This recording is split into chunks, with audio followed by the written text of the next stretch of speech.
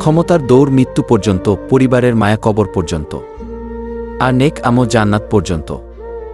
যখন আপনি বুঝতে পারবেন রব ছাড়া আপনার আর কেউ নেই, তখন আপনার এটাও বুঝে নিতে হবে রবকে পেলে আপনার আর কিছুর দরকার নেই। মেয়ে জাতটা বড়ই অদ্ভুত। কি বললে পুরুষ মানুষের মন ভালো হয় সেটা যেমন জানে, আবার কি বললে পুরুষ মানুষের মাথা খারাপ হয়ে যায় সেটাও জানে। কাউকে এতটাই ভালোবাসো যেন বিচ্ছেদের এক যুগ পরেও সে বলে তোমার মতো করে আমাকে আর কেউ ভালোবাসেনি।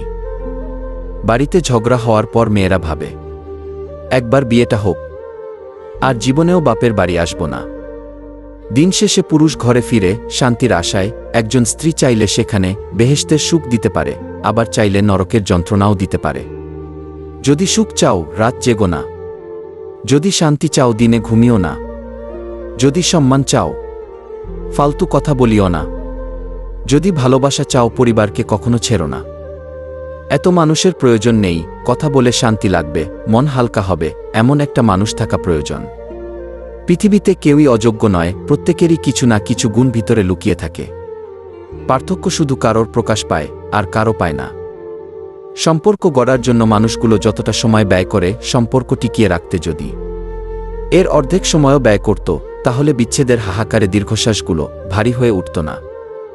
স্বামী হতে যোগ্যতা লাগে, কিন্তু প্রেমিক হতে যোগ্যতা লাগে না। কারণ যোগ্যরা কখনো প্রেমিক হয় না। যোগ্যরা বরাবর স্বামী হয়, আর অযোগ্যরাই হয়ে ওঠে প্রেমিক। মুখস্থ হয়ে যাওয়া তোমাকে এত সহজে ভুলা সহজ নয়। সংসার কাকে বলে?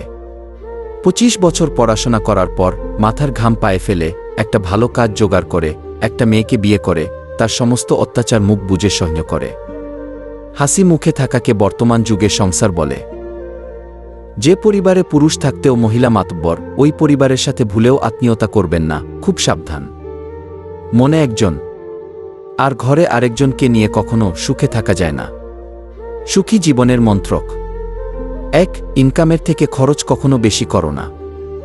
2. ভুল করলে স্বীকার করতে সংকোচ করো না। 3. খারাপ কাজে কখনো এগিয়ে যেও না। 4. ভালো কাজে কখনো পিছিয়ে এসো না। 5. অপরের দুঃখ কষ্টের কারণ হও না।